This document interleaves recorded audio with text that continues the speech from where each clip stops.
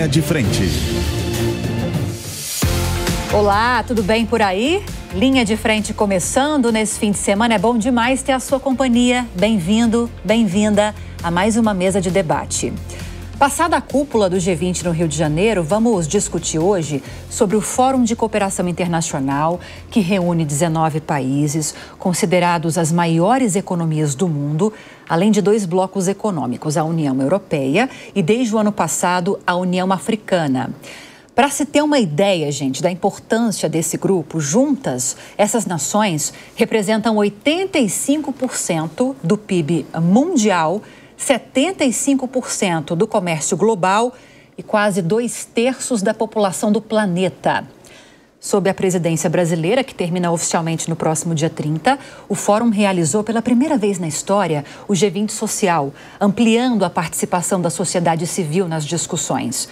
Promoveu a criação de uma aliança global contra a fome e a pobreza, com um apoio de mais de 80 países. Mas avançou pouco em derrubar barreiras diplomáticas para que houvesse menções mais diretas e claras sobre as guerras na Ucrânia e no Oriente Médio. Em uma era em que a polarização domina a política mundial, construir consensos é tarefa árdua. E desses consensos estabelecidos, quais devem resultar em compromissos efetivos para além da declaração de líderes? São alguns dos pontos que a gente vai discutir hoje. Vou apresentar a mesa a você que nos acompanha. Recebemos aqui no Linha de Frente Caroline Roque, Carol Roque, economista, Leandro Ferreira, presidente da Rede Brasileira de Renda Básica e doutorando em Desenvolvimento Econômico, Marcela Franzoni, professora de Relações Internacionais do IBMEC São Paulo, e Paul Ketz, PhD em História pela Columbia e bacharel por Harvard. Bem-vindos, que bom tê-los aqui comigo. Olá. Obrigada, Lívia. Vou começar com uma pergunta para que vocês se apresentem nessa primeira resposta. Eu já trouxe na abertura, vou começar com você, Marcela. Eu já trouxe na abertura alguns avanços que tivemos e algumas dificuldades, falta de consenso em pontos importantes. Mas o saldo de tudo isso, do G20, sob a presidência brasileira, qual seria, na sua opinião?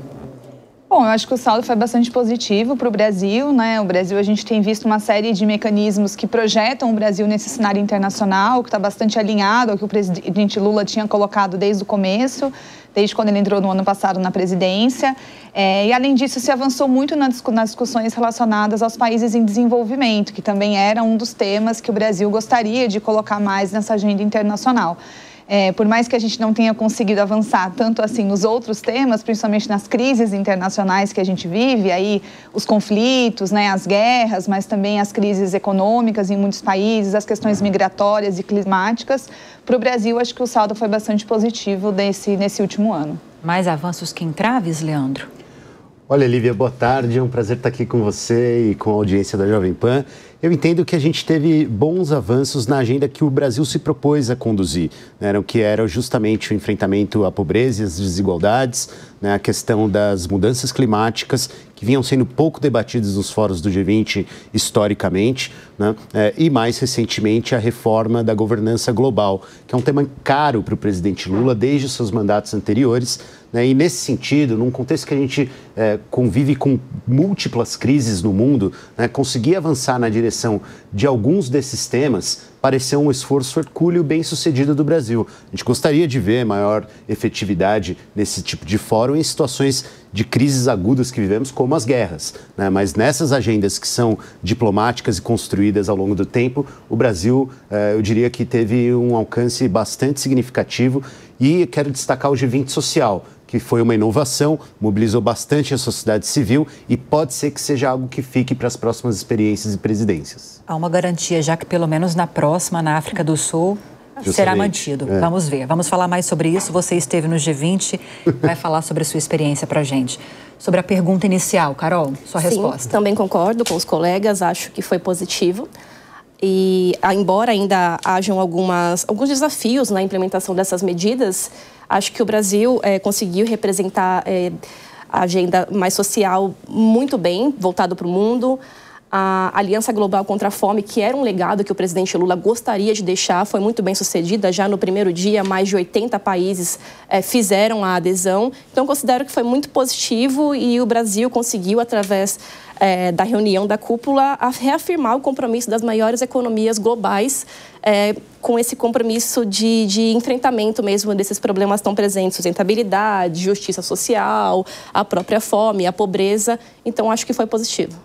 Agora vamos ouvir o Paul, que é de fora e vai trazer uma visão de fora sobre a cúpula que aconteceu aqui no Brasil. Também participou, né, Paul? Bem-vindo. Bom, muito obrigado pelo convite, pela oportunidade de estar com vocês. Na minha avaliação, o saldo foi levemente positivo. Levemente positivo. Porque acho que o Brasil se mostrou como um país capaz de dialogar com países de muitas partes do mundo. Acho que tem poucos que podem servir como ponte da forma que o Brasil pode, né? Dialogando com Estados Unidos, com Europa, mas também com China. E acho que nas conversas paralelas entre o governo brasileiro e o governo chinês, acho que vimos claramente a possibilidade de cooperação. Mas acho que estamos num momento em que todos os mecanismos de governança global estão sofrendo bastante e acho que é muito difícil falar que uma solução negociada como vai salvar o mundo a essa altura, né? Sim, sim. São muitas particularidades de cada país envolvido, realmente é difícil avançar num consenso. Mas antes de nós começarmos a nos aprofundar nessa discussão, a gente tem uma reportagem que o Rodrigo Viga, lá do Rio, preparou, acompanhando esses dias de evento e mostrando para a gente que o Brasil ganhou destaque pela liderança na cúpula dos chefes de Estado e também de governo do G20, que foi sediada lá no Rio, conseguiu avançar em algumas discussões, como já falamos aqui, mas enfrentou algumas dificuldades, falta de consenso em algumas questões. Vamos acompanhar um panorama sobre o evento na reportagem dele. Tudo bem, Lívia? Grande abraço para você, para o nosso ouvinte, espectador internauta da Jovem Pan.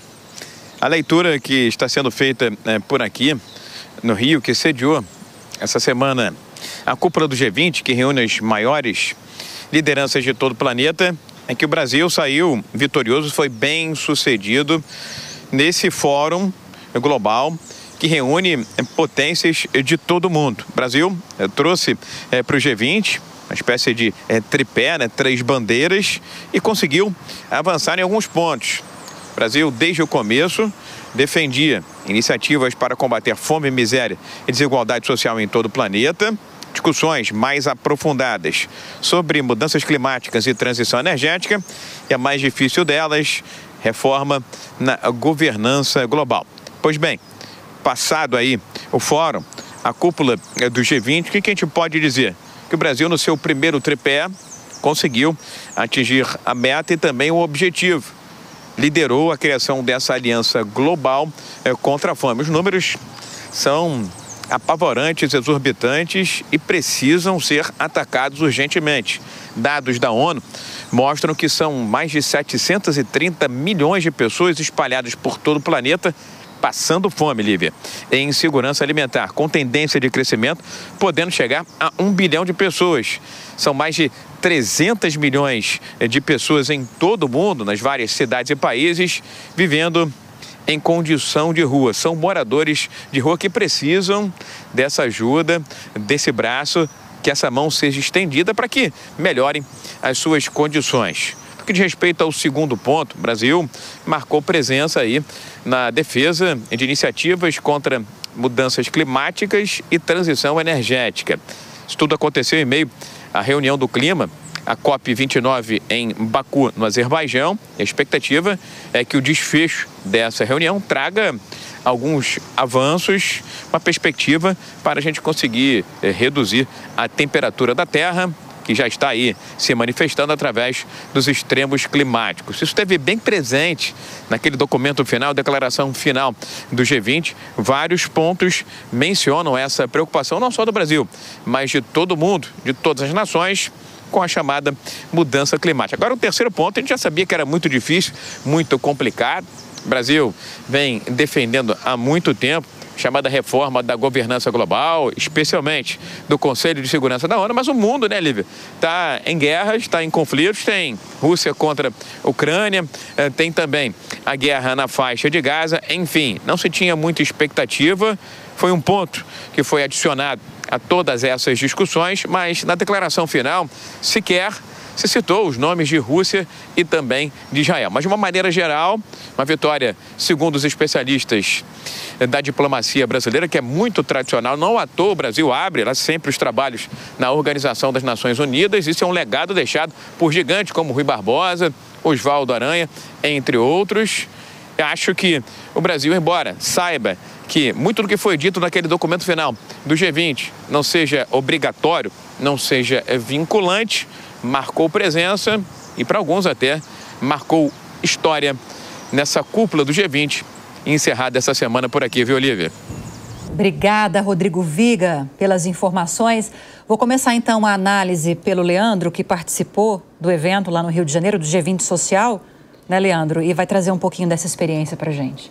Bom, participar do G20 Social é uma experiência difícil porque são muitas programações, né?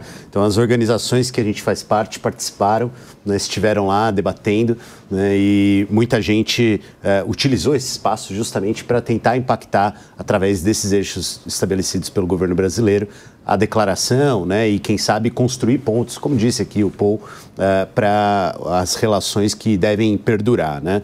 Agora, foi importante que a reportagem tenha citado a COP29, que está acontecendo paralelamente no Azerbaijão, né? Acho que é um certo sinal de como existe até uma sobreposição dessas governanças globais que carecem de legitimidade e efetividade, né? Então, eu vejo que a diplomacia brasileira tem se esforçado para estar presente em fóruns que têm legitimidade, mas também priorizando aqueles que têm efetividade, que é um balanço difícil de se fazer nas relações internacionais, né? Então, eu acho que essa COP29 acabou ficando, de certa forma, esvaziada, né? Mas justamente porque o Brasil e o mundo estão apostando em outro grande evento internacional que deve acontecer, que vai acontecer no Brasil, que é a COP30, prevista para novembro do ano que vem, em Belém, né? Então, novamente, devemos ser palco de uma rodada importante de reunião de líderes globais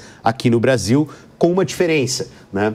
Que é a participação dos Estados Unidos através de um novo presidente, no caso, o Donald Trump, que pode ir até em contrário de muito do que foi deliberado, né, e sugerido pela declaração aqui do Brasil desta cúpula do G20.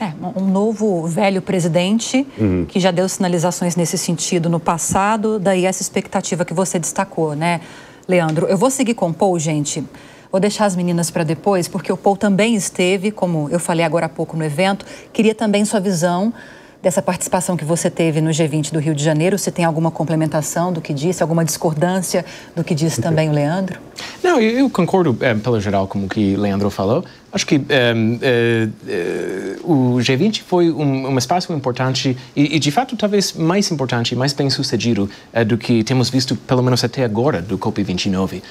Mas acho que isso poderia, de certa forma, fazer mais difícil a tarefa do Brasil no ano que vem, pensando que provavelmente as questões abertas saindo do COP29 vai ser provavelmente muito grandes, especialmente enquanto a financiamento de esforços contra a mudança do clima, de canalizar investimento, especialmente para países menos desenvolvidos.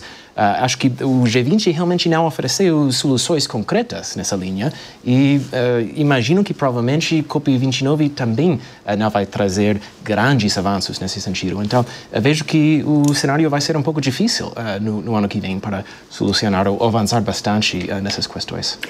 Carol Paul tocou num ponto que é fundamental e que é a sua área de atuação de economista, que uma das formas principais levantadas ou defendidas pelo governo brasileiro de financiamento dessas ações de combate à pobreza, à fome, dessas ações de combate às mudanças climáticas é a taxação dos super ricos. Correto. E é um dos pontos também de muita falta de consenso entre os países envolvidos, sobretudo os países mais ricos do grupo. Você vê alguma viabilidade, embora não haja nada de concreto na declaração, como trouxe o Paul? Houve menções a essa discussão. Dá para avançar nessa pauta de forma conjunta? A gente já tem dificuldade de avançar internamente. E de forma assim abrangente, você vê essa possibilidade? Sim, eu acredito que seja de interesse das grandes potências, inclusive, de fazer essa taxação. Durante a cúpula do G20, eu acho que ficou ainda muito aberto de que maneira isso pode ser feito. Foi cito também que vão respeitar, né, a tributação dos países, então cada país vai ficar livre para poder fazer esse recolhimento à sua forma. Soberania tributária, né? Exatamente. Então, isso ficou também um pouco no ar, não ficou nada decidido, não tem nada muito específico. Só que eu acho que existe possibilidade, sim, de isso avançar nos próximos anos. Não só possibilidade, como necessidade. Até porque eu acho que existe também um interesse das grandes potências em poder financiar, por exemplo, a transição energética. Eu acho que existe uma necessidade de poder, por exemplo, quantos bi vai custar para reavivar as cidades que foram tomadas por furacões dos Estados Unidos nos últimos tempos? Quantos bi vão levar para que o Rio Grande do Sul, né, pelo menos volte a ter minimamente uma vida normal? Então, eu acho que é de interesse das grandes potências, assim como das emergentes, que possa ser financiado essa transição climática, essa mudança, e talvez essa seja uma boa fonte, né, a taxação dos ultra-ricos. Então, eu acho que nos próximos anos a gente vai conseguir, pelo menos, ver alguns passos, alguns caminhos aí abertos para que isso possa acontecer. É muito importante você trazer esse termo. A gente fala muito de taxação de super-ricos, mas trazer esse termo ultra-ricos, porque quando a gente fala desse grupo de super ou ultra-ricos, gente, é um grupo muito pequeno. A gente está falando de cerca de 3 mil pessoas ao redor do mundo. São bilhões de pessoas, bilhões de moradores do planeta Terra. E a gente está falando dessa taxação. O governo brasileiro defende em taxar em cerca de 2% esse patrimônio desses ultra-ricos. Cerca de 3 mil pessoas, o que daria por ano cerca de 250 bilhões de dólares, ajudando a financiar essas políticas de combate à fome, contra a desigualdade, transição energética. E aí, Marcela, pegando até esse gancho que a Carol deu da transição energética, houve um movimento dos países desenvolvidos no grupo tentando trazer esse financiamento da transição energética não só para si, mas também para os países emergentes que estão no grupo. Isso não avançou. Foi um dos esforços também do governo brasileiro de não permitir com que isso avançasse. Como você vê essa discussão do financiamento da transição energética por parte dos países desenvolvidos? Funciona só no papel? Eles estão ajudando como deveriam e se comprometeram a ajudar? Eu acho que essa, né, Lívia, é a grande crítica da diplomacia brasileira em relação a essas instituições internacionais que não têm respondido a contento, mas também muitas vezes essas instituições elas refletem um conflito ou uma crise entre os países em desenvolvimento, que são a maioria, né, a maioria dos membros dessas organizações, em relação aos países desenvolvidos, né? Então, o Brasil ele tenta atuar ali na mediação desse grupo dos países em desenvolvimento, mas eu acho importante destacar que esse grupo é um grupo muito heterogêneo de países, né? Então, a gente está olhando para países que são países médios, que a gente chama nas relações internacionais, mas que também existem países que têm uma influência mais local, na sua própria região, né, que são as potências regionais. Então, até estabelecer a mediação entre esse grupo muito heterogêneo de países é muito difícil. Isso cabe à presidência? Ano a ano, cabe à presidência do grupo fazer essa mediação? Ou pelo menos ter o protagonismo dessa mediação, ou não? Eu acho que é um perfil mais da diplomacia brasileira, né? Porque o Brasil... Independente de presidência. Porque ele vem, historicamente, atuando na negociação e na mediação dessas pontes, né? Nas instituições internacionais, a gente fala que os países os países em desenvolvimento tentam atuar em forma de coalizão. Ou seja, eles identificam mais ou menos os temas, que são os temas de interesse desse grupo majoritário, e tentam avançar nessas negociações. É claro que você tendo um país, que é o caso do Brasil, que se identifica como um país em desenvolvimento e que está na presidência e que tem, portanto, o poder de pautar um pouco mais essas agendas, isso acaba muitas vezes ganhando mais protagonismo. Mas, no geral, é um tema que é muito forte da própria diplomacia brasileira. Leandro, eu não tenho dúvida, ouvindo vocês, ouvindo outros analistas, lendo muito sobre o assunto também, acompanhando, embora à distância, o evento, que, se não a maior, mas uma das grandes conquistas do G20 aqui no Rio, aqui no Brasil, sob a presidência brasileira, foi a consolidação da Aliança Global contra a Fome e a Pobreza, que vai funcionar de forma paralela ao G20. Queria que você falasse um pouquinho sobre isso para nós. Olha, para quem conhece as administrações do presidente Lula, né, não é uma surpresa que essa tenha sido a tônica que ele pessoalmente procurou dar à presidência do G20. Né? A Aliança Global contra a Fome e a Pobreza é uma reunião que se expande para além dos países do G20. Né? Teve a adesão de 80 países, inclusive a Argentina, que no primeiro momento ficou reticente. Né? Essa foi a hora daquela foto, né, ali com o Pão de Açúcar ao fundo, né? Um dia bastante bonito ali para uma foto como essa. Memorável mesmo. Exato, então foi feliz ali para o Rio de Janeiro poder ter essa foto importante, né, que é de adesão e divulgação justamente da Aliança Global. O que vai ser isso? Vai ser um banco de políticas públicas que já deram certo, já foram testadas em outros lugares, né, e que essa estrutura de Aliança Global vai se esforçar para mobilizar financiamento para que seja implementado em países, especialmente em desenvolvimento, né, nas economias de baixa renda ou nas economias de renda média, né, que vão poder endereçar as questões que ainda estão presentes no Brasil, vale inclusive para o próprio Brasil. Né? Nós ainda temos gente em segurança alimentar, o Brasil voltou para o mapa da fome e ainda não saiu, né, porque é uma média de 3 anos que é considerada pela FAO, né, que é a organização que cuida disso no sistema da ONU, né?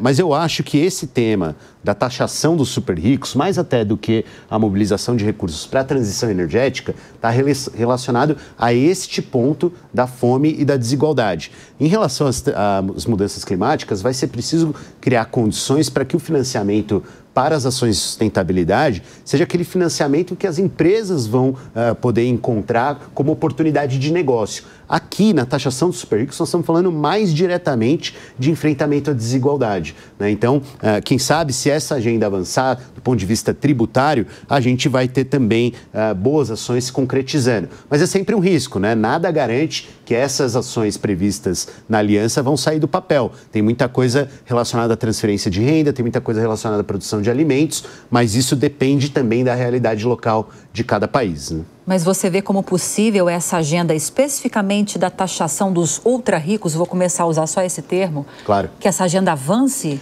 Sem dúvida. Você sabe que eu, voltando de um encontro recentemente, parei alguns dias na Etiópia e o presidente da Etiópia estava lá fazendo o discurso, o primeiro-ministro estava fazendo o discurso sobre fome zero. Zero Hunger é a plataforma do atual primeiro-ministro da Etiópia. Então, a gente vê que mesmo antes da aliança estar funcionando, né, esse discurso que o Brasil liderou no início dos anos 2000, né, de fome zero, teve um impacto. Foi uma surpresa para mim. Eu liguei lá a televisão e ele estava fazendo um discurso. Legal a nomenclatura também, né? Exato, que ele adotou. Zero Hunger. Então, eu achei curioso, né? E me lembrei aqui com a sua pergunta justamente disso, né? Porque eu acho que vai ter efetividade, vai depender da realidade de cada lugar, mas existe um apelo. Dentre essas múltiplas crises que a gente vive, uma delas é a da desigualdade e existe um apelo para que ela seja superada.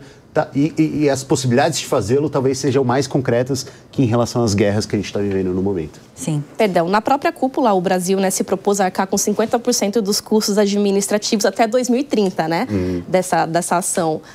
O que me preocupa um pouco essa questão também de onde virá esse fundo, né? Como que a gente vai poder contribuir tão ativamente com 50% do programa. Eu gostaria de saber também se você tem alguma informação sobre isso. Acho que esse financiamento que o Brasil se propôs a fazer é dos custos administrativos de se instalar essa aliança. Acho que isso é importante porque senão vira mais um documento, né, que pode certamente importar muito para nossas pesquisas acadêmicas, mas não tanto para a realidade de quem está passando fome. Né? Correto. Então, é como se fosse estabelecer a sede da ONU em Nova York. Os Estados Unidos arca com uma parte muito maior que o restante dos países, né? Então, acho que o Brasil se propôs a fazer o mesmo com essa aliança global de 80 países, né? Vai ter certamente países participantes que não vão ter condição de aportar recursos, né? Mas lá na Etiópia mesmo é a sede da União Africana, né? Então, você tem lá a Etiópia arcando com custos maiores de instalação. A mobilização de recursos para efetivamente empreender políticas públicas, acho que não são esses os custos que o Brasil vai se dispor a arcar. Acho que isso está muito mais relacionado a esse imposto sobre as grandes fortunas, né, ao redor do mundo, né, e muito mais relacionado a um esforço que muita gente está estudando, né, sobre como transferir parte desses recursos para os países em desenvolvimento. Sim, 250 bilhões anualmente conseguem fazer uma certa diferença no problema da fome no mundo, imagina, né? Não sei se é mensurável, quanto o tamanho da fome no mundo. Não sei se existe um número para mostrar isso, mas imagino que faça alguma diferença. A FAO fala em 700 milhões de pessoas, né? Acho que até o Rodrigo mencionou na nossa reportagem, né? Mas isso é aquela parcela realmente na miséria, 730, né? A gente tem, certamente, se você levar em conta o número de insegurança alimentar, que a segurança alimentar, ela também é insegurança nutricional. Ou seja, se as pessoas estão obtendo os nutrientes necessários, né? E aí, se você levar em conta isso, certamente o número é até bem maior do que esse. Sim, sim. Agora, em valores, o quanto seria necessário para conseguir fazer frente a essa demanda de 730, né, ou de 730 milhões de pessoas no mundo, deve ser um valor bem significativo. Queria falar um pouquinho com você agora, Paul, de multilateralismo, porque muito se fala agora com a eleição de Donald Trump, mais uma vez, a Casa Branca, a partir de fevereiro, esses compromissos com o multilateralismo podem perder um pouco de força, porque a gente está diante de um país, os Estados Unidos, muito simbólico e representativo o país nessas demandas globais, nesses encontros de cúpula, né? A gente pode dizer que esse multilateralismo está um pouco ameaçado? O protagonismo desses grupos fica ameaçado ou não? Não, claramente está ameaçado. Sim. E eu tenho absoluta certeza de que o multilateralismo vai sofrer nos anos que vêm, vai diminuir e, sem dúvida, o papel dos Estados Unidos vai ser um papel destrutivo nesse sentido nos próximos anos. Mas isso não significa que não vai haver cooperação internacional.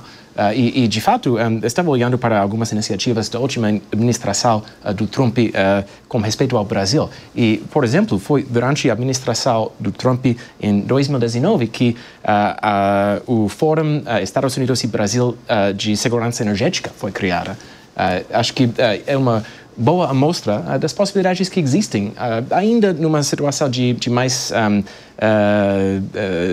divergência mundial, de ter relações produtivas bilaterais e multilaterais, mas provavelmente não nos fóruns que têm sido os mais importantes até agora. Sim. Sua análise como especialista em relações internacionais, você concorda com o Paul que a gente pode estar numa situação de ameaça a esses organismos internacionais, globais e até que ponto?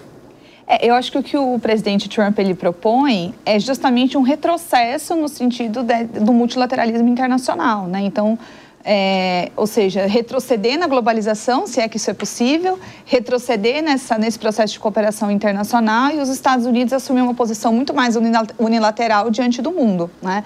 Então, de certa forma, isso é abrir mão um pouco da liderança dos Estados Unidos, né, que os Estados Unidos historicamente exerceu nas relações internacionais e que hoje outros atores vêm disputando essa liderança, inclusive o Brasil, né? Então, acho que essa posição dos Estados Unidos pode abrir oportunidades para outros atores, principalmente os atores médios, vamos dizer assim, né, o Brasil, a Arábia Saudita, a África do Sul, né, que vai liderar agora o próximo G20. Então, isso abre espaço para esses outros atores. E apesar dos Estados Unidos ser um ator muito relevante, existem outros atores, né, que juntos ou na formação dessa coalizão, como eu mencionei na primeira resposta, poderia contribuir para levantar esses outros temas que são temas de interesse comum, né? E por trás também dos aspectos mais conjunturais, e aí a liderança do Trump, né, os processos de antiglobalização, existe a estrutura das organizações internacionais, que é esse processo de cooperação que existe independentemente dos governos. Então, é claro que independente dos governos, a gente tem mais avanço ou mais retrocesso, a depender do tema, mas ainda assim existe um processo institucional, de institucionalidade dessas organizações que vai permanecer independentemente do governo dos Estados Unidos. Né? Até mesmo porque uma coisa é o discurso, sim, que tem como finalidade acenar para aquele eleitor dele, que é também contra o multilateralismo, e outra coisa é a prática.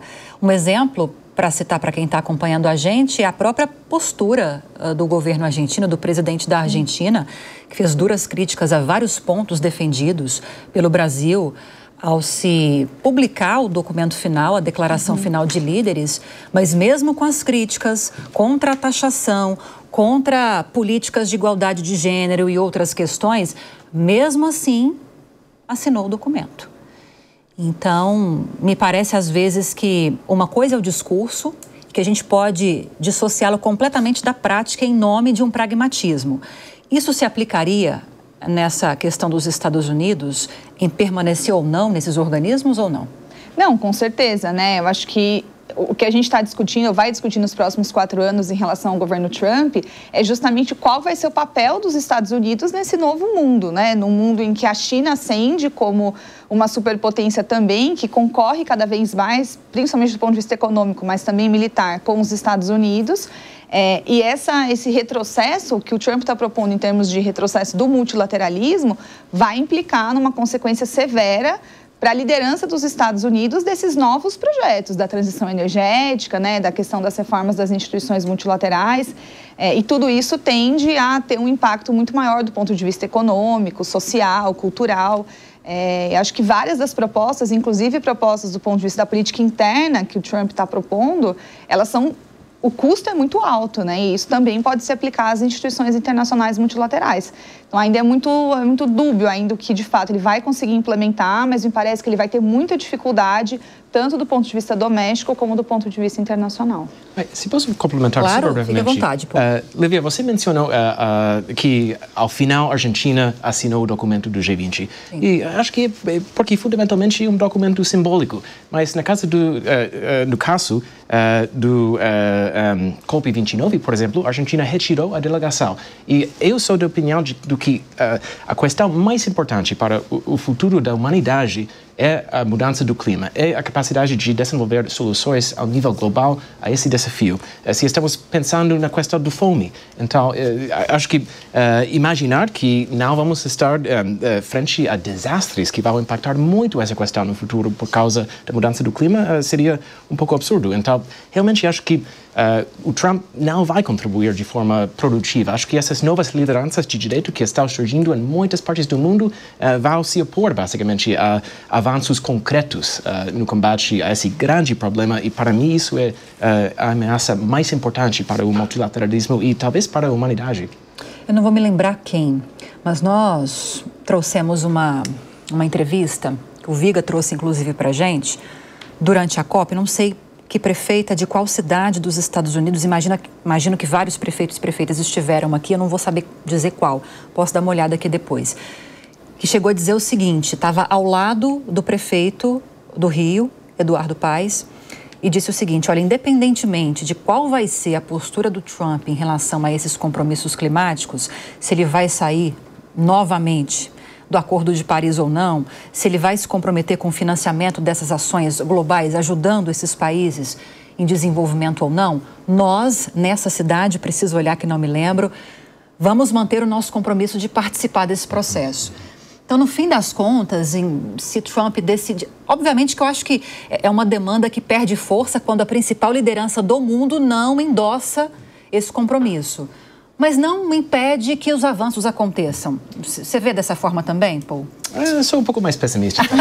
Eu estou percebendo desde o começo desse programa. Mas é bom ter uma visão assim. Mas, Lívia, eu acho que é importante destacar também que os estados, eles ainda são os principais atores das relações internacionais, mas eles não são mais os únicos, né? Então, historicamente, nas RI, a gente sempre olhou as relações internacionais do ponto de vista do Estado, focado na figura do estadocêntrica, como a gente fala. Mas hoje as organizações do terceiro setor, as organizações multilaterais, as empresas, elas têm um papel... Né? Com certeza, elas têm um papel muito mais ativo e elas também pressionam os governos no sentido de algumas agendas, né? Então, tudo isso também vai ditar muito qual vai ser o rumo daqui para frente. Porque, no fim das contas, a pressão dessas instituições e desses organismos financeiros tem um poder de mexer no bolso dos Estados Unidos, vamos colocar assim, apesar do poderio econômico do país. Então, talvez seja um alento para nós de que, ainda que Trump saia Nem tudo está perdido. Seguindo o pessimismo do Paul, eu acredito que esses discursos tão radicais como o do Trump, ele empodera outros líderes como o Milley. Então, eu acho preocupante também, porque tem uma reação em cadeia, né? Muitos falaram que o Milley fez as vezes de Trump. Não sei se vocês viram essas análises, o Trump ainda não é presidente pela segunda vez dos Estados Unidos, precisava, na visão deles, ter uma figura como a dele. Milley decidiu assumir esse papel. Você vê como Marcela? Lívia, que eu acho que eu não sei também, eu tenho essa dúvida até que ponto, até onde o Milley iria, né? Porque, assim, apesar da gente conseguir fazer essa comparação, as posições dos dois países são muito diferentes, né? Então, a margem de autonomia que o Trump tem é muito diferente da margem de autonomia do Milley, né? Inclusive na relação com o Brasil, né? Várias vezes ele ameaçou a relação com o Brasil e a relação é muito mais forte do ponto de vista institucional do que o Milley talvez gostaria que fosse, né? Então, eu não sei até que ponto ele vai ter força suficiente para mexer nisso e me parece que as sinalizações do Milley, elas são muito mais no sentido de sinalizar apoio para o Trump em busca de algo em troca, por exemplo, um apoio do FMI na dívida externa argentina, né? Então, tentando, né, trazer uma posição muito mais ideológica para tentar conseguir algo em troca. Então, eu não sei até que ponto também, né, enfim, se isso de fato se haveria essa contraparte por parte do Donald Trump e se isso, até que ponto Milley iria com essa postura, né, do ponto de vista pragmático, o que de fato ele ganha, né, até onde ele conseguiria ir até pela pressão desses outros setores. Né? Não, em relação ao Brasil. Sim. A Argentina, em relação ao Brasil, é o principal parceiro econômico, né, dos argentinos. O Brasil é um dos principais parceiros econômicos. E é aquilo que a gente estava falando, né, Leandro? Uma coisa é um discurso para manter viva aquela base de apoio mais ultraconservadora, vamos colocar assim. Outra coisa, na prática, o pragmatismo ser colocado sobre a mesa, né? Claro, né? E vale para o Brasil e vale também para a China, né? Sim. O Milley várias vezes disse que não faria negócio com a China comunista e esteve aí em diversas oportunidades voltando atrás em relação a pontos como esse, né? O Brasil, mais uma vez, o caso do Milley é particularmente emblemático porque nós temos, além de uma ligação econômica com a Argentina, uma ligação, obviamente, territorial e uma ligação cultural também, né? Boa parte desses países do Cone Sul, né? Por mais que o Brasil muitas vezes continue de costas para a América Latina, né? A nossa integração regional em todos os aspectos é bastante grande, né? Eu lembro até de ter algumas bravatas que permeiam tudo isso. O Bolsonaro veio reclamar, por exemplo, na época da placa do Mercosul, né, nos automóveis, que era um absurdo, e teve que voltar atrás. Claro, não estamos falando do Trump saindo do Acordo de Paris, sim. Mas faz sentido que algumas instituições permaneçam, né? Embora eu ache que o Donald Trump vai fazer um governo ainda mais radical do que os anteriores, do que o governo anterior que ele fez, né? Acho que está com os setores que apoiaram o Trump nessa eleição, são setores ainda mais radicalizados à direita do que aqueles que estiveram na administração dele pela primeira vez, né? Por outro lado, né, se a gente levar para o pragmatismo máximo, né? Eu entendo que vai ser do interesse das corporações americanas e talvez o governo apoie que elas façam isso, obter a oportunidade de novos negócios. E uma parte dos novos negócios, talvez o Paul concorde com isso, está justamente na transição energética, particularmente na transição energética e nas mudanças climáticas. Então, se isso de fato representar uma oportunidade econômica para esses grandes conglomerados, por exemplo, de obter lucro no Brasil investindo na economia verde, então pode ser que o governo Trump represente uma abertura, né, para que essa agenda não pare, ou pelo menos naquilo que diz respeito à obtenção de ganhos para as empresas norte-americanas, isso continue a evoluir. A gente tem, por exemplo, o mercado de carbono, né, sendo regulado, e isso é a commodity do século XXI, né? A gente tem investimento na bioeconomia, né, como oportunidades de negócio para essas empresas também.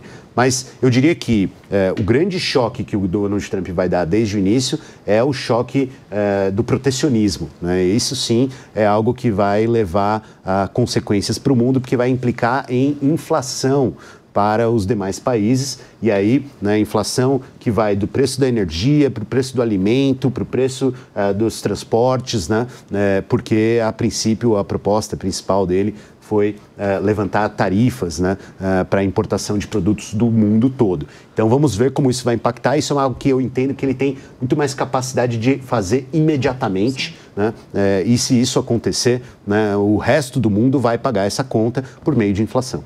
Sim.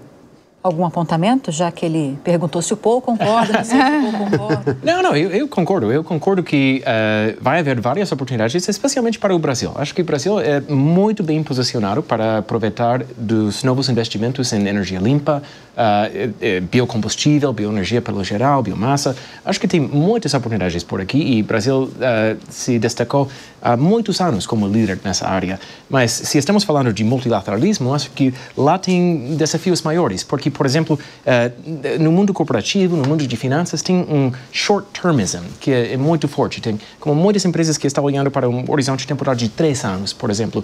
E se está olhando para 3 anos, muito difícil realmente poder integrar o preço da mudança do clima. É muito difícil integrar esses custos de longo prazo que realmente são problemas ao nível mundial e acho que demandam, de certa forma, uma solução mundial. Mas dentro desse cenário que é um pouco desafiador, acho que tem muitas oportunidades para certos países e o Brasil, sem dúvida, é um desses países. Mas leva tempo, que é o que você falou, né, Paul? Carol, quero te ouvir sobre isso.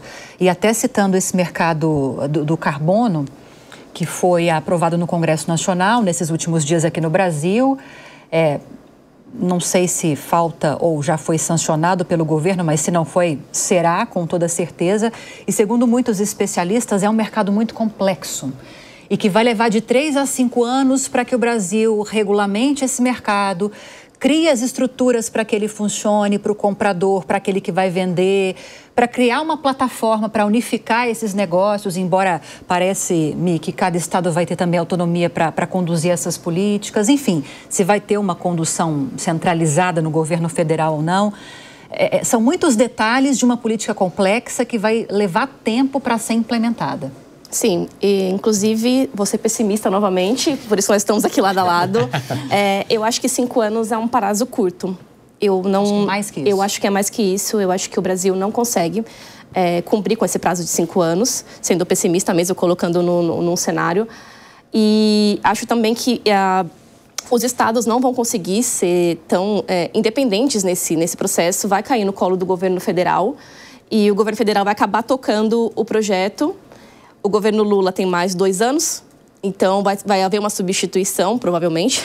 Não sei se o Lula volta para uma reeleição. E aí nós já não sabemos também como o próximo presidente, o próximo possível presidente pode agir diante disso. Então eu acredito que em 5 anos não vai ser possível. Devia ser uma política de Estado, né? Mesmo que mude o governo, é algo muito complexo para chegar a um outro governo e querer mudar o funcionamento de um mecanismo que já é complexo por si só para ser implementado. Mas eu achei que a Carol estava mandando o Lula embora muito cedo. Tem muito tempo ainda pela frente. Muitas coisas acontecerão ao longo dessa semana, mas para não fugir aqui do nosso tema principal, nem vou levantar essas discussões por agora. E ainda nessa página do pragmatismo, eu abri uma notícia para ter certeza se eu estava correta na minha lembrança. E a gente tem falado muito aqui na Jovem Pan sobre essa tentativa do governo chinês de implementar essa nova Rota da Seda, que é um projeto trilionário para incentivar mercados de outros países, com apoio em obras, em projetos de logística, de infraestrutura, com o objetivo de fomentar a relação desses países com o mercado asiático, ou seja, fortalecer, no fim das contas, o mercado asiático. O Brasil, que é um parceiro, e ainda hoje eu pretendo avançar nesse tema com vocês, sobre os acordos que foram assinados entre os 2 presidentes, o Brasil está relutante em aderir a esse projeto, pensando em evitar um problema diplomático com os Estados Unidos.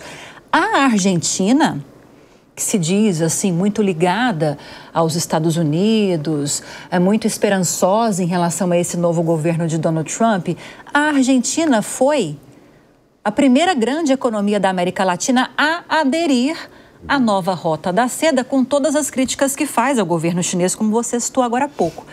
Então, me parece que a gente sempre caminha para essa mesma discussão, né? As questões, as brigas ficam no discurso. O pragmatismo, no fim das contas, é o que está posto sobre a mesa e é o que vai avançar.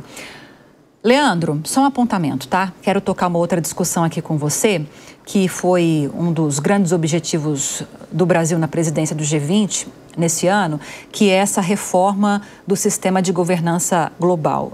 E aí nós falávamos aqui sobre a possibilidade de essas ameaças de Estados Unidos deixarem esses grandes grupos, né, esses grandes fóruns mundiais, de abrir espaço para fortalecer essas novas lideranças. Você vê isso como uma oportunidade ou não?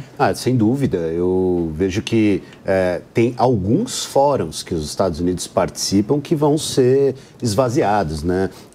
Mas, por outro lado, não sei se a Marcela concorda comigo, tem outros que já não contam com os Estados Unidos, que têm o projeto de adquirir maior importância. Acho que o principal deles, para nós aqui na discussão, é justamente o BRICS, né? Então é um bloco que reúne também países bastante diferentes, mas com objetivos bastante mais focados. Então, de certa forma, não é a reforma da governança global que o Brasil historicamente defende, né, que é a reforma de instâncias como o Conselho de Segurança da ONU, né, as organizações de comércio e as organizações de financiamento, né, por exemplo, a participação dos países no FMI, né, e no Banco Mundial, mas é uma alternativa de multilateralismo que tem sido construído intensamente pelo Brasil. Esse ano a presidência esteve com a Rússia, mas no ano que vem a presidência vai estar com o Brasil, né? Eu acho até uma certa megalomania do Brasil, né? COP, G20, BRICS. Eu acho que, de fato, tem um esforço muito grande aí do Brasil de se posicionar nisso, e o BRICS é o fórum por excelência, né, que não conta com os Estados Unidos e que pretende se tornar uma alternativa com alguns focos, como, por exemplo, a criação de uma moeda de troca, né, própria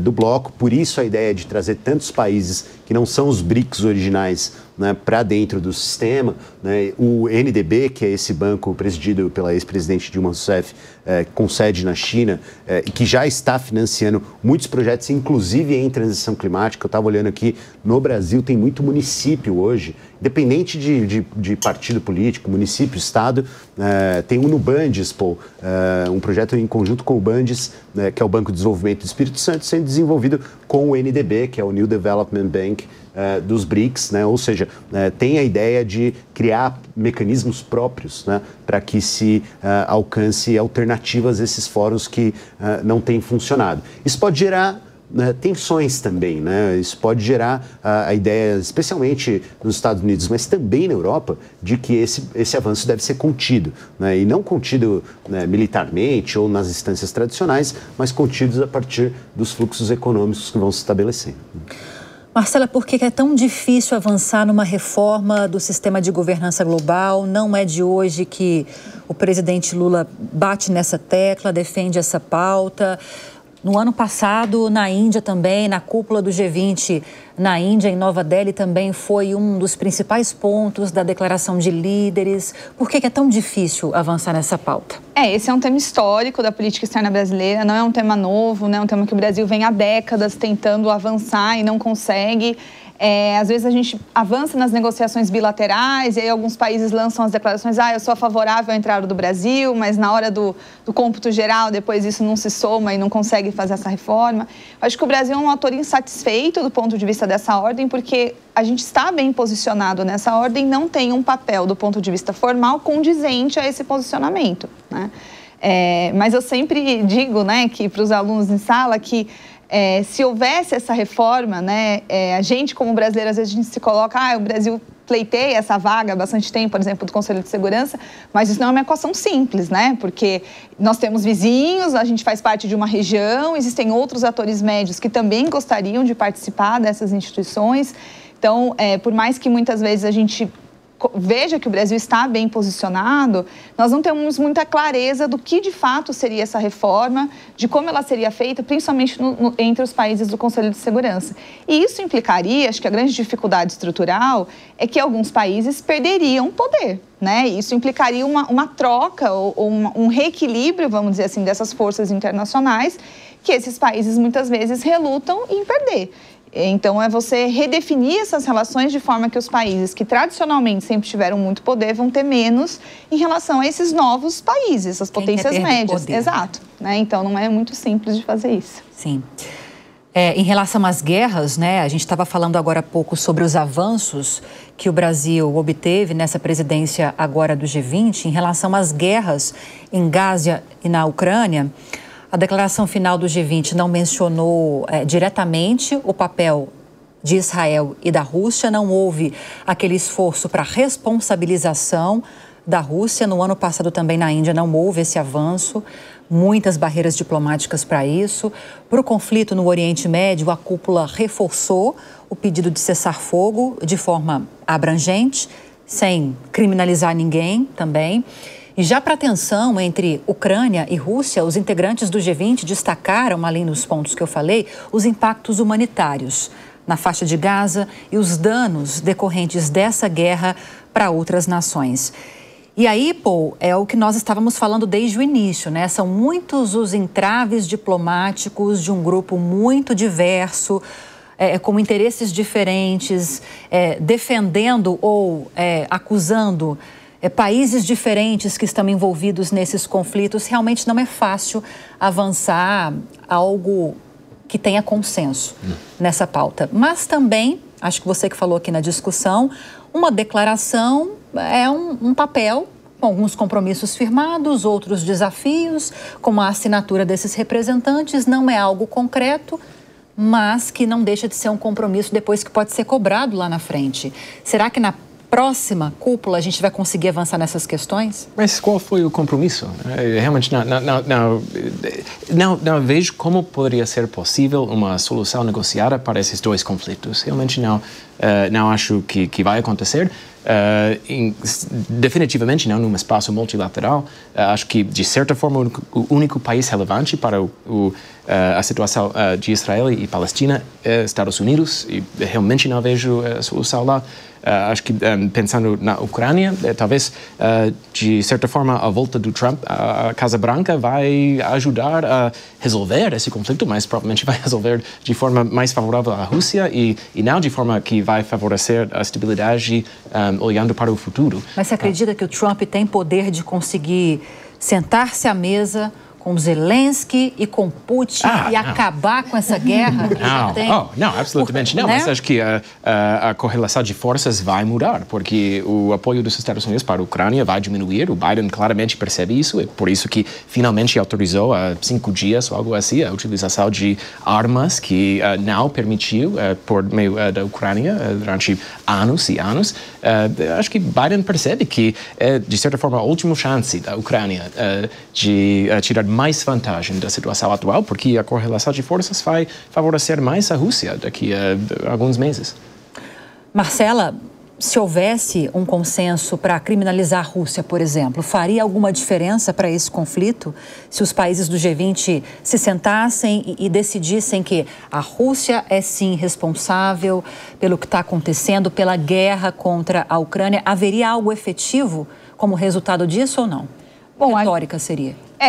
Claro que seria um constrangimento do ponto de vista político, né, de condenar a Rússia internacionalmente no âmbito multilateral, mas do ponto de vista efetivo das relações internacionais, as relações internacionais são pautadas pelo princípio da soberania, né? E a Rússia é o país mais nuclearmente armado das relações internacionais, do sistema internacional. Então, é claro que, por mais que houvesse essa condenação pública, né, nas instituições internacionais, de fato, a comunidade internacional não poderia avançar muito nesse sentido sem causar aí com consequências catastróficas, né, do ponto de vista militar para a ordem internacional. As consequências econômicas dessas grandes guerras atuais são incalculáveis, né? Exatamente. Carol. E vamos nos lembrar que o G20, ele é mandatário, né? Ele faz recomendações. Então, mesmo que se tivesse colocado essa pauta de maneira mais abrangente da guerra, seria apenas uma maneira de, como a Marcela colocou, de expor ali mesmo, de colocar os nomes e apontar os reais responsáveis por isso. Agora, também não consigo enxergar um final breve quanto a isso, quanto à guerra. E, realmente, os prejuízos financeiros e tudo que ainda está por vir é incalculável, assim. em ambos os casos, tanto Rússia, né, ali a Rússia, quanto a Israel e Palestina. E financeiros e para a humanidade também, né? Muitas pessoas, muitos inocentes sendo atingidos. Então, assim, é algo incalculável. Realmente não dá para discutir isso de uma maneira superficial, né? Isso tem que ser muito bem apontado, tem que sentar, tem que para conversar e procurar alguma alternativa. Acredito que o G20 não era realmente esse local totalmente estratégico para que isso fosse discutido e que fossem colocados, enfim, algum tipo de regra ou algum tipo de culpado ali naquele momento. Esse foi o argumento, inclusive, Leandro, do governo brasileiro para não enxergar como viável a participação do próprio Zelensky nessa cúpula que nós tivemos aqui no Brasil. Você concorda com Acho que a participação do presidente Zelensky em qualquer fórum acaba, assim, no sentido formal da palavra, contaminando a agenda, né, para o assunto da guerra da Ucrânia, né? Então, não é que ele não seja bem-vindo, mas certamente o foco da presidência da Ucrânia nesse momento é administrar a situação crítica que existe por lá, né? Então, eu acho que o Zelensky tem uma preocupação de dialogar preferencialmente com os Estados Unidos, seja com o Biden para acelerar os esforços em conjunto, seja com o Donald Trump, que inclusive já fez reunião com ele, inclusive com a participação do Elon Musk, né? Para que ele tente suavizar, né, as relações dele a partir de janeiro, fevereiro, com a nova administração, de forma que possa não ser pego de surpresa, né, em relação ao apoio que vai contar dali em diante. Mas, muito provavelmente, o Trump não vai se preocupar em manter o suporte, né, que dá atualmente para a Ucrânia e os Estados Unidos. Até porque, né, no final das contas, né, essa discussão tem muito a ver com o dia a dia do americano médio, né? Ele não quer que o governo dos Estados Unidos aporte bilhões e bilhões de dólares para fora do país numa guerra que vê com uma legitimidade muito baixa, né, por ambos os lados, né? Então, esses recursos aportados na economia do próprio Estados Unidos talvez fosse algo que o americano médio sentisse e aprovasse como ação do seu governo, né? Eu acho até curioso, alguém fez a conta numa dessas notícias que saiu durante a semana sobre o anúncio que o Biden fez de 50 milhões de aporte no Fundo Amazônia, né? Sim, viralizou, né, esse conteúdo. Em relação ao que ele fez, acho que era 35.000% a mais em relação ao orçamento de apoio à guerra em Israel, né? Em Israel. Ali na hora que, então, claro, não é que Israel não seja uma questão relevante, né? Eu acho que os grupos terroristas têm que ser tratados como terroristas, né? Mas, de fato, se deu muito mais suporte financeiro às guerras, né, nos últimos períodos do que os 50 milhões que o Biden anunciou lá no meio da floresta para o Fundo Amazônia, que ainda dependem de liberação do Congresso norte-americano. Tem isso ainda. Um outro ponto que eu destaquei, né, Marcela, da declaração, foi o fato de todos os países, e aí não dava para não ter consenso, né, de criminalizar os impactos humanitários na faixa de Gaza. Mas também não adianta você apontar com tanta ênfase o problema e não caminhar na discussão de soluções, porque aí passa também por esses desacordos diplomáticos. Estados Unidos tem uma visão sobre isso, aí você pega a China e tem outra visão, o Brasil tem outra visão sobre isso. Então, também pouco se avançou nessa área. Não, acho que a declaração ela é um resultado do que foi possível avançar do ponto de vista diplomático, né? Então, existiam muitos interesses que estavam em jogo, foi o que foi possível negociar, privilegiou-se outros temas ou avanços em outros temas, e nesse tema especificamente não se conseguiu chegar a um consenso. Mas acho que, de fato, isso reflete uma paralisação das instituições no geral, né? Então, o G20 ele é um reflexo também do que está acontecendo nas outras instâncias multilaterais. Então, a ONU está paralisada, né? Então, seria um pouco difícil a gente imaginar de por que haveria um avanço tão significativo no G20 e também a gente também não consegue avançar nas outras organizações. Então, acho que é parte do mesmo problema, vamos dizer assim, né? Que são esses grandes desacordos internacionais e muitas vezes a ineficiência das instituições em conseguir lidar com essas crises, né? Rapidinho, para a gente fechar esse bloco, Marcela, nós recebemos recentemente aqui no Linha de Frente uma especialista em relações internacionais. Também não vou me lembrar do nome dele, mas lembro exatamente da mensagem. Ele falou que, na visão dele, o caminho natural desses organismos internacionais multilaterais, para que haja essa reforma do sistema de governança global, não vai ser mudar esses que já existem, mas esses que representam o Sul global vão crescer tanto em protagonismo que, com o passar dos anos, eles vão ter mais importância, e ele falou que é para um período longo, tá? Uma análise para décadas e décadas. Eles vão ser mais importantes que esses já consolidados e que hoje têm destaque no mundo. Faz sentido para você? Faz sentido. Acho que é uma redefinição, é um reequilíbrio desse poder relativo que a gente chama. Ou seja, os atores tradicionais, eles têm perdido poder ao longo das últimas décadas, porque outros atores, esses atores novos, têm ganhado. E esses atores novos estão disputando também protagonismo.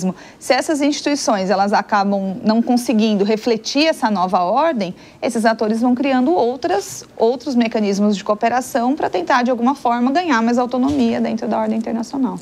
Acredito que as discussões até agora nos permitiram entender que o G20 tem como objetivo central discutir o desenvolvimento econômico, social e diplomático global, sob, claro, a perspectiva das maiores economias do mundo. A cúpula no Rio de Janeiro foi a 19ª que reuniu chefes de Estado e de governo, embora o G20 tenha sido criado oficialmente há 25 anos. A gente preparou um histórico para você entender como o grupo chegou até aqui. Vamos assistir com Bruna Milan. O Grupo dos 20 foi criado em 1999 como um fórum de cooperação internacional para enfrentar as crises financeiras que abalaram a economia mundial no final do século XX e na primeira década dos anos 2000. Inicialmente, os encontros reuniam ministros da economia e presidentes de bancos centrais. Com o colapso no mercado imobiliário americano em 2008 e a consequente crise financeira global, as principais lideranças mundiais perceberam que era preciso ampliar a abrangência e o alcance das discussões. E foi nesse cenário que a cúpula de chefes de Estado e de governo, como acontece hoje, passou a ser realizada. A primeira cúpula, em 2008, aconteceu em Washington, nos Estados Unidos. A partir de 2011, passou a ser realizada uma vez ao ano, culminando com a publicação de uma declaração de líderes.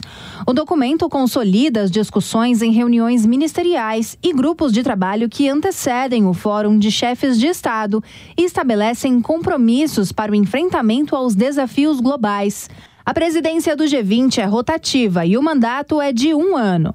Em 2023, sob a presidência da Índia, em Nova Delhi, os líderes se comprometeram, dentre outros pontos, com o desenvolvimento sustentável, o fortalecimento de países em desenvolvimento para enfrentamento de emergências em saúde, a promoção de igualdade de gênero e com a agenda de reforma do sistema de governança internacional. Como aqui no Rio de Janeiro, a cúpula na Índia não conseguiu vencer obstáculos diplomáticos para avançar em abordagens assertivas sobre a guerra na Ucrânia e a responsabilização da Rússia. No ano que vem, sob a presidência da África do Sul, o Fórum do G20 será realizado em Joanesburgo. Marcela, a gente acompanhando aí na reportagem os principais pontos dessa declaração de líderes do ano passado, é quase que uma reprodução de parte da que nós tivemos nesse ano, né? É esperar como vamos avançar para algo efetivo com o passar dos anos. Você acredita que esses países, quando firmam um compromisso, embora não seja algo mandatório, obrigatório, como o Paul estava falando, há até uma certa preocupação com a mensagem que vão passar para o mundo, né, para o cenário internacional, se não houver formas claras de que esses países estão perseguindo ações para alcançar esses objetivos? Pelo menos esse efeito a gente tem dessa declaração ou não? Acho que o efeito do constrangimento, sim, né? Ainda que a gente não tenha uma cobrança efetiva, a gente não tenha instituições que promovam esse enforcement, como a gente fala, né?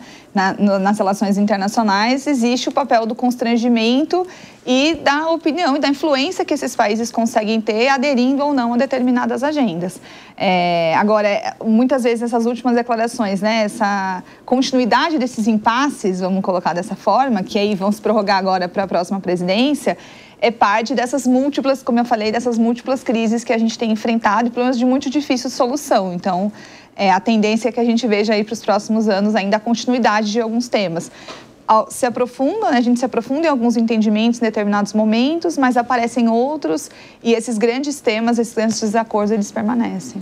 Apesar dessas dificuldades, por que é importante ainda apostarmos nesse multilateralismo, nesses organismos internacionais para avançar em algumas pautas, apesar da dificuldade de conseguir esse avanço? Bom, acho que tem muitos desafios que só podem ser resolvidos através da ação do setor público. E, obviamente, os governos podem agir de forma independente, mas é muito mais poderoso quando eles podem agir de uma forma alinhada. E, de fato, eu sei que estou ocupando um pouco o papel de pessimista aqui, mas eu sinto como um pessimista de análise, mas otimista de ação. E acho que, de fato, tem ações no mundo nos últimos anos que dá muito otimismo.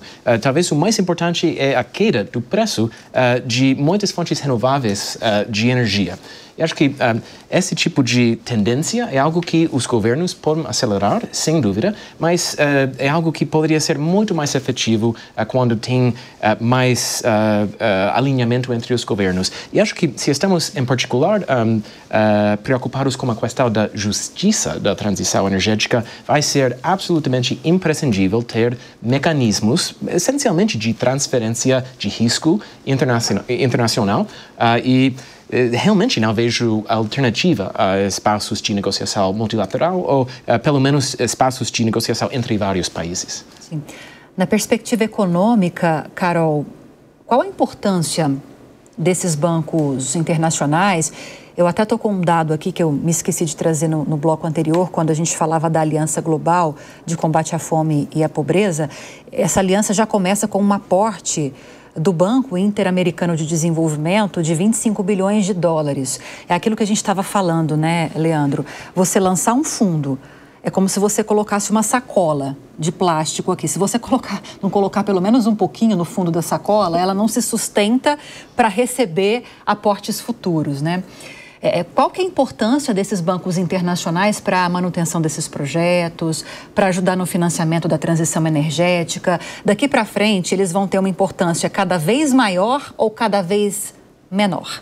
Acredito que cada vez maior. Acho que na era que nós estamos vivendo atualmente, que é tão marcada por polarizações, ter saído pelo menos um consenso sobre isso do G20 já é um ponto de partida muito positivo. Então, eu acho que os governos vão levar para os seus países, os bancos, o FMI, o Banco do Mercosul, enfim, vão se mobilizar de forma que possam fazer as contribuições e acho que os governos vão apoiar esse feito também.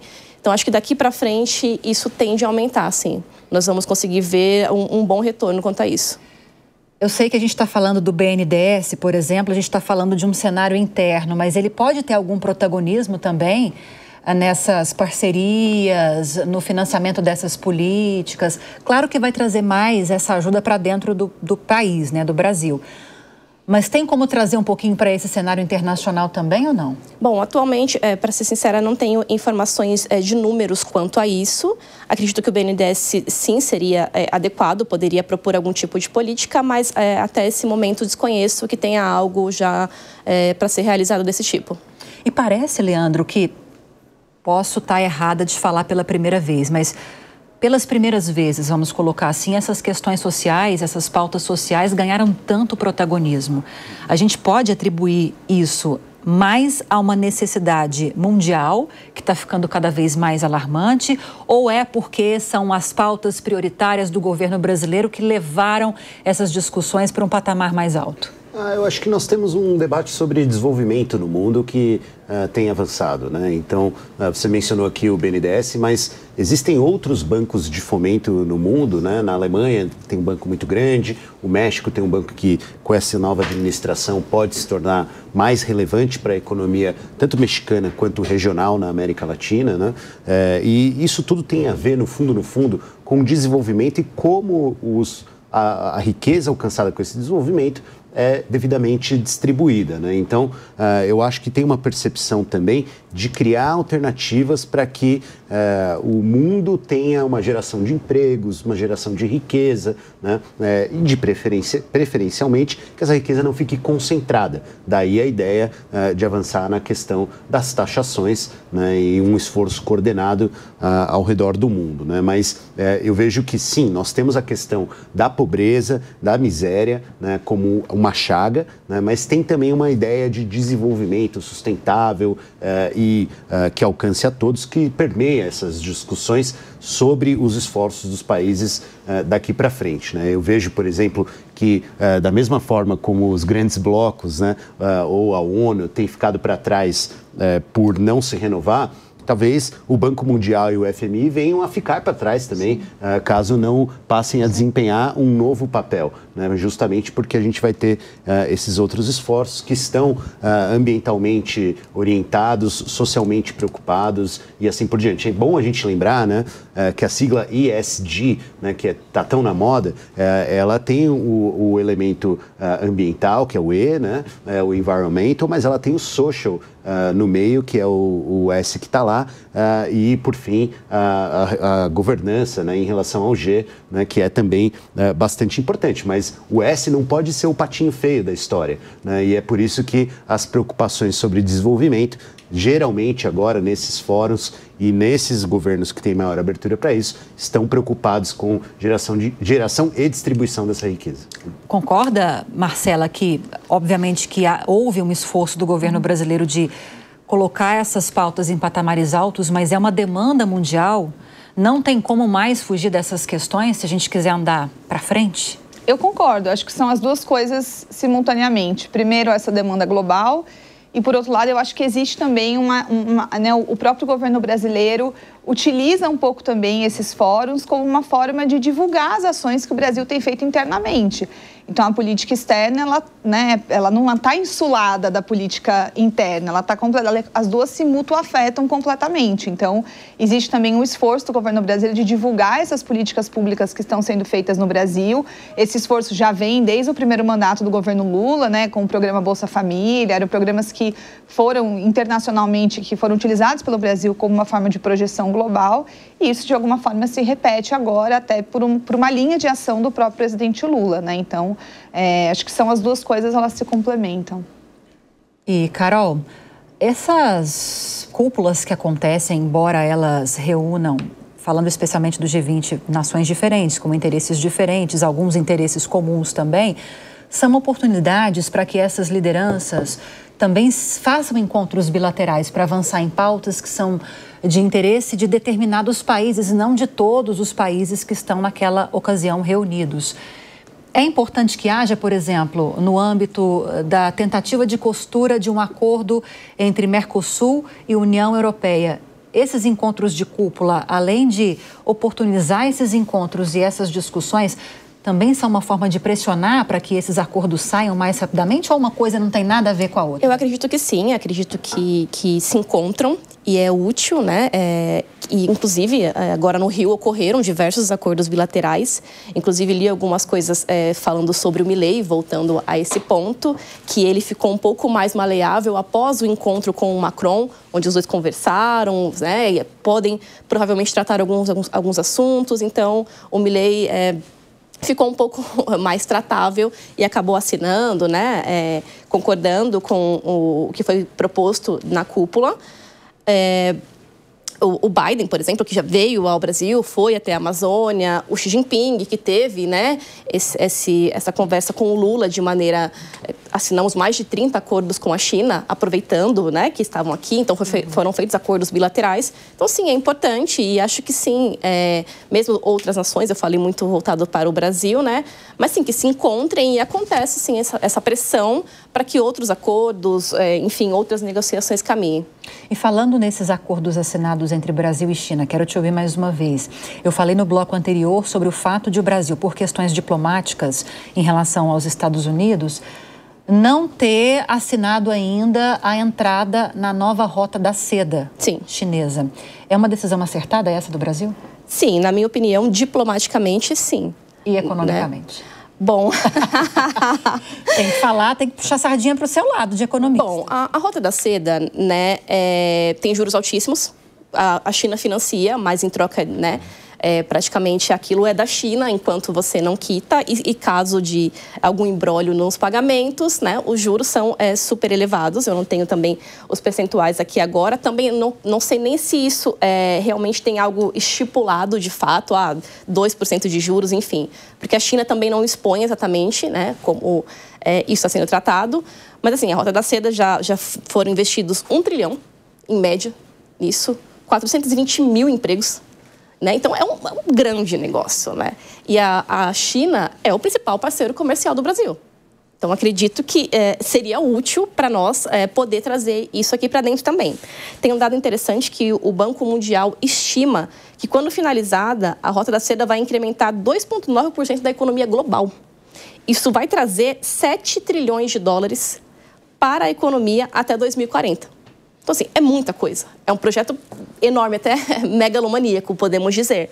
Mas eu acho muito rico, né? Acho que poderia trazer para a gente diversos estímulos financeiros, econômicos. Mas, se for olhar para um lado diplomático, sim, o Lula fez uma decisão acertada em tentar manter um pouco essa distância por conta do relacionamento com os Estados Unidos. Esse projeto chinês ameaça a economia dos Estados Unidos ou longe disso? Não, eu acho que não. E de fato, eu concordo totalmente com o Carol. Acho que foi uma decisão super acertada por parte da administração brasileira de não assinar formalmente esse pacto com a China. Acho que a negociação bilateral é muito mais proveitosa e de fato, se você olha para a lista de países que são parte dessa iniciativa, são países pequenos, países que não têm alternativa. E acho que o Brasil claramente não fica dentro dessa lista e faz muito mais sentido ir olhando projeto por projeto, oportunidade por oportunidade, para tirar vantagem onde for encontrado. Mas acho que se olhamos para o prazo mais longo, de décadas, realmente acho que a posição macro da China não vai ser tão favorável como é agora. Se olhamos projeções de população, já vai entrar em decadência daqui a muito pouco. E tem projeções confiáveis que falam que até o final do século, a China vai ter uma população de menos de 800 milhões de pessoas. Então, acho que agora, sem dúvida, a China está na cúpula do poder desse país. Mas acho que seria uma decisão incorreta simplesmente projetar de forma linear a situação atual para o futuro. Desculpa, algo que a gente não pode esquecer também, que eles não transferem tecnologia, né? Eles fazem as construções dentro do país e não tem nenhum tipo de transferência. Então, é algo muito particular. É chinês. Continua sendo chinês. Então, isso é algo que deve ser avaliado, sim. Não há essa transferência dentro do contexto da nova rota, porque acho que houve parcerias firmadas nesses acordos assinados aí que você destacou de transferência de tecnologia também. Não. Me refiro especificamente. Exatamente. Projeto. Sim. Marcela, e depois na sequência sobre o mesmo assunto, quero ouvir você também, Leandro. Enquanto a gente avançou nesses quase 40 acordos bilaterais nessa semana entre Brasil e China, por questões de protecionismo, não conseguimos avançar também num acordo entre Mercosul e União Europeia. Que perspectiva para essa discussão você vê para os próximos meses? Bom, o acordo com a União Europeia, o acordo marco, né, que inaugurou o início das negociações, é de 99. Então, a gente tem aí 25 anos praticamente desde o início das negociações do acordo Mercosul-União Europeia.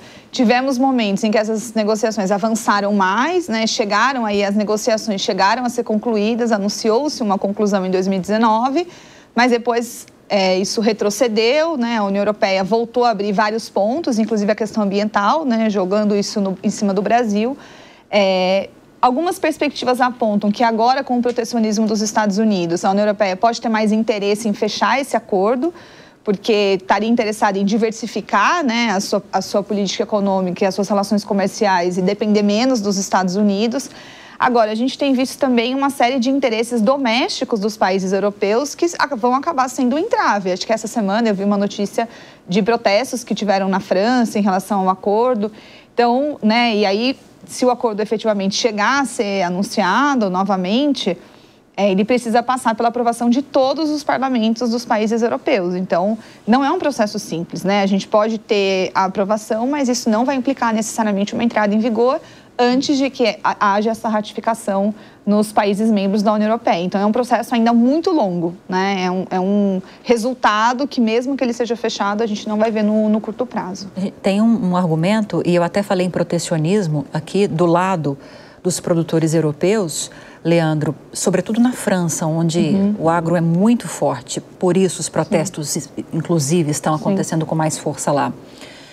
Há um argumento de que as regras ambientais desses produtores aqui no Brasil, elas são mais flexíveis, menos rígidas do que aquelas regras que eles precisam cumprir para produzir na França, na Europa. E isso encarece o produto deles, os prejudica em termos de concorrência e daí essa luta para que não haja um avanço nesse acordo com o Mercosul. Aqui no Brasil, nessa semana, o Carlos Fávaro diz que isso não confere, que as regras ambientais estão dentro dos padrões para se produzir aqui dentro do Brasil e que esse discurso, esses protestos, sobretudo o caso do Carrefour também, não sei se vocês acompanharam, né, que houve uma manifestação para não se comprar carne de espécie alguma aqui no Brasil para abastecer os mercados desse supermercado lá na Europa. Enfim, para Fávaro, esse é um discurso para pressionar o governo francês, sobretudo a não assinar esse acordo, para inviabilizá-lo. E aí são tantas narrativas, são tantos argumentos dos dois lados. Tem alguém certo? Os dois estão errados? Os dois estão certos de alguma forma?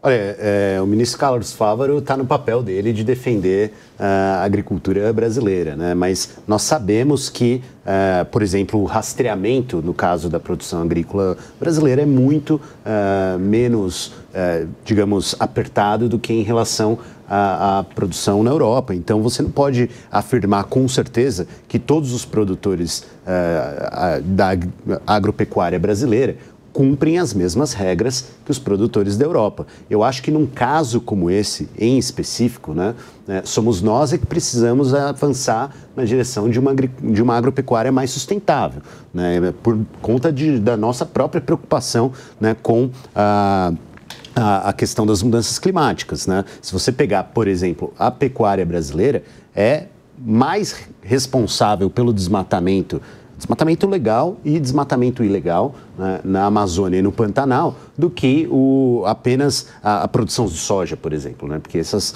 terras são muitas vezes queimadas para abrir espaço para pastagem. Então, não necessariamente o Brasil está cumprindo isso nos termos que colocou o ministro, né? Mas certamente tem elementos da política doméstica, especialmente na França, inclusive implicaram em eleição antecipada na França, né, recentemente, porque se não fosse assim, talvez o resultado fosse bastante diferente do que tivemos, né, com essa coalizão que reconduziu agora o Macron, né, à presidência. Mas é curioso porque parece um pouco que com essa vinda do Macron aqui para o Brasil, e ele depois seguiu para o Chile, está lá com o presidente Boric, né, não se tocou muito nesse assunto, né?